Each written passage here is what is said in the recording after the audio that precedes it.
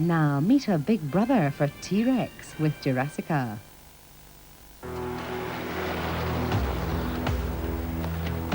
For modern-day dinosaur hunters, stalking their prey with shovels and brushes, discovering important new fossils is only the beginning. Once back home, they face the daunting challenge of putting flesh on the bones of creatures that died tens of millions of years ago.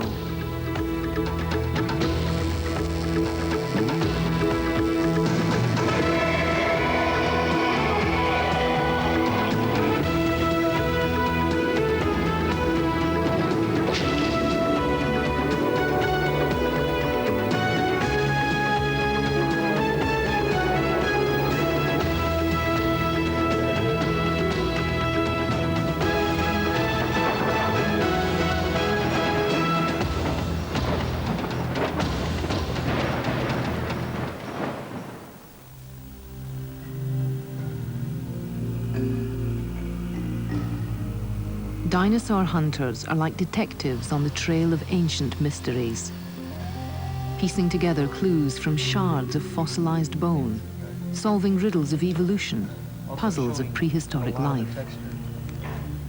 After returning from the field, the thrill of discovery continues in workshops and laboratories, where they bring to life creatures from a long-lost world. May 1996. In one of the most remarkable scientific breakthroughs of recent years, Professor Paul Serino of the University of Chicago unveils before the international press the discovery of two dinosaurs never before seen by the world. Unearthed the previous year in the Sahara Desert, a climate so harsh few have dared to dig there, they are a spectacularly rare prize, both the first of their kind. One is an entirely new species. The other, the first skull ever found of a fearsome carnivore possibly larger than T-Rex. I mean, if I could have been told that I would be standing here in less than a year next to two magnificent predators, never before really seen at this level of detail, I would have said, not likely. It takes far more than the romance of the whole thing to drive you to do what we did. It takes a driving scientific question.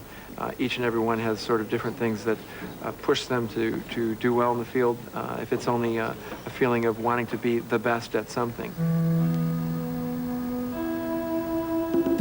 Serino had long been fascinated with North Africa, returning several times in search of species that roamed these lands towards the end of the dinosaur era. In 1995, he and his team of student dinosaur hunters spent 60 blistering, hot days and nights on the western edge of the Sahara in southern Morocco. The weather was oppressive, the expedition exhausting. But all their hard work paid off in two remarkable dinosaur finds. 1, 2, 3, there's a replacing tooth here, 4, 5, 6, 7, 8. This would have been one mean creature. Jaws. The giant skull could be the largest meat-eating dinosaur ever found, and both creatures offer concrete evidence to prove an important theory, that dinosaurs in Africa were evolving in isolation from the rest of the world. Oh, this is better.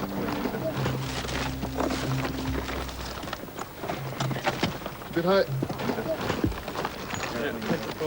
In unbearable heat, it took 5 of them 3 hours to carry the 160-kilogram skull 150 meters down the mountain.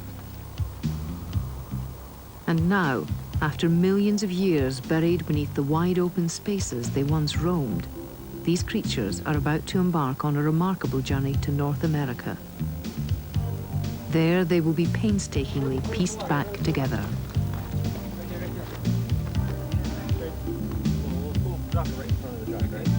You like to look back and think that you made the right decisions in the field. How to carve this out of the rock. How not to leave any piece of evidence behind. I think we came back with pretty much everything that was there. This is low. You got it? Oh, it fits perfect. Great. Serino's team returned to Chicago with thousands of fossil bones, in all about half the skeleton of a vicious dinosaur called a theropod. The giant skull arrived with over 400 additional fragments. Serino's team knew their finds would provide new insights into the evolution of predatory dinosaurs. But first, an incredible variety of new experts are brought in: paleosculptors, molders, casters, and mounters. Together, they will clean and reconstruct life-size recreations for scientific study and public display around the world. Maximum texture. To bring these giants to life, scientists, artists, and craftsmen work closely together, creating living images of dinosaurs that have never been seen, piecing together disparate parts into whole reproductions of creatures that have not walked the earth in millions of years.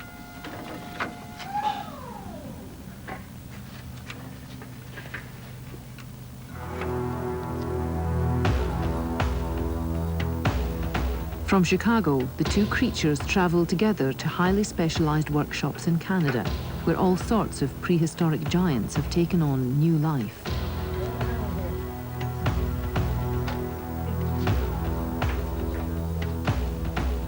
Slowly, the mystery behind the fossils is unraveled, and secrets buried for 90 million years begin to emerge.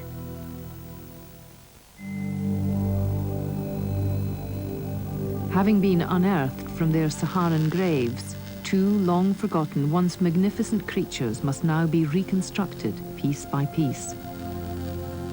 One of the new discoveries is this skeleton, named Deltadromeus agilis, or agile runner from the delta. These theropod bones are in Calgary, where a life-size skeleton is being molded from its fossil remains.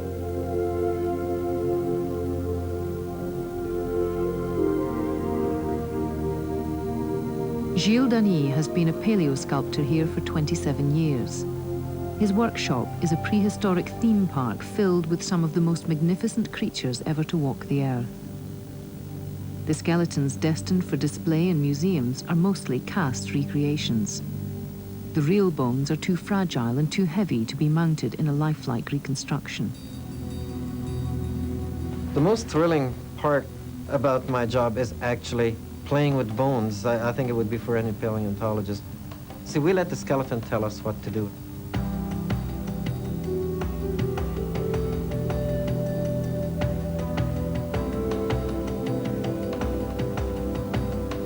The rebuilding of Deltadromeus began when the fossils arrived at the workshop encased in plaster jackets that protected the fossils on their long journey from Morocco. Serino will work closely with a team of specialists in a wide variety of disciplines to create the enormous model. Chao Chang prepares the fossil, first sawing open the plaster jackets, then painstakingly chipping the rock away from the ancient bones. The fossil is always very fragile, full of very fine detail, almost invariably buried in very hard rock. And we've often compared the process as trying to extract a raw egg from a block of cement without breaking the shell and spilling the yolk. Slowly, the crude blocks of bone and stone begin to reveal the creature hidden within. It has taken Chow and his partner, Ai Li, 5 months to prepare the theropod skeleton.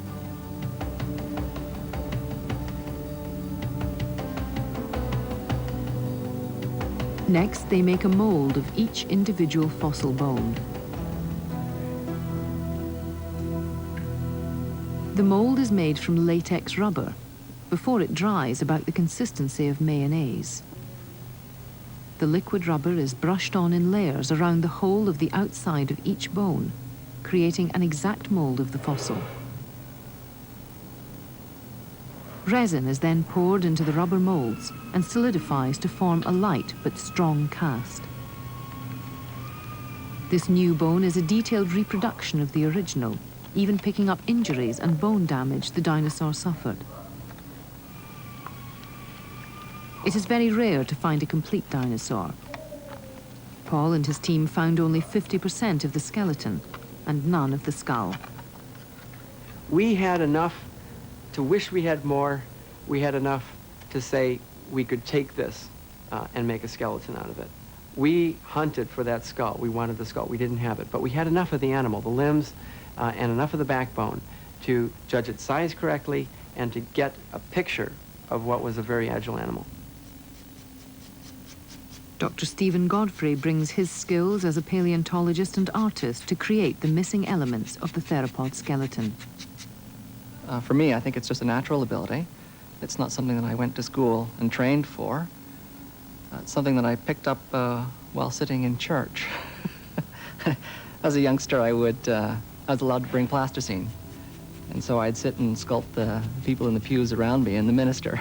So that's where I acquired my sculpting ability.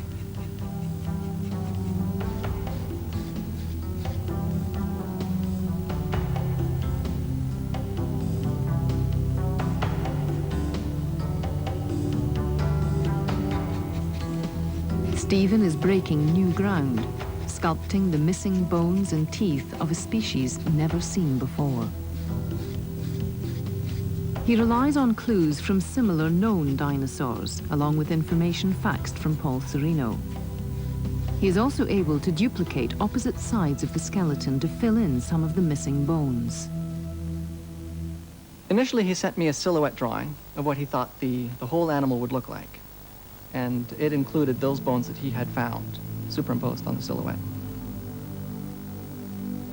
What Paul and his team actually brought back were parts of both legs, parts of both shoulder blades, parts of both arms, a partial pelvis, and parts of the tail.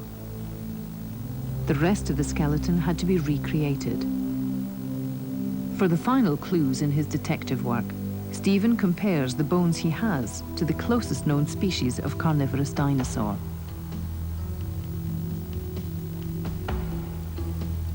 When all the bones are cast, the final task is to assemble the full skeleton. This will take about 2 weeks.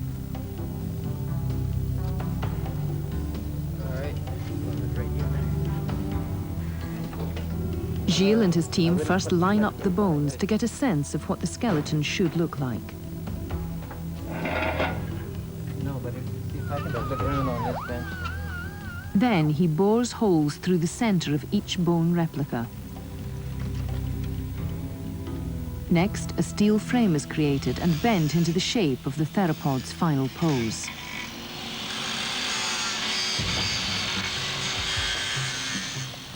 Paul Serino said, I would like to have a very dynamic, very tense pose, and I will send you some ideas. And lo and behold, what if he didn't send us a picture of an animal that we had mounted years ago?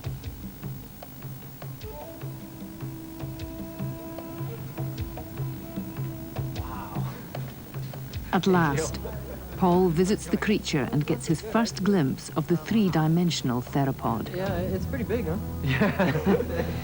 Yeah, we swung the tail way out there. It's actually a little over 10 feet. You said suppose the way we designed it as it is supposed to show great tension, great stress in the animal. Everything is taut. It's running very fast, making a very tight left turn. Basically, the movement that he's making is this. Like that. It's like a football player trying to catch the... Yeah. As the steel structure is bent into shape, Gilles strings the bones onto the frame. Gradually, the skeleton strikes a lifelike pose. Here in Calgary, 90 million years after its death in the Sahara, the theropod is being reborn.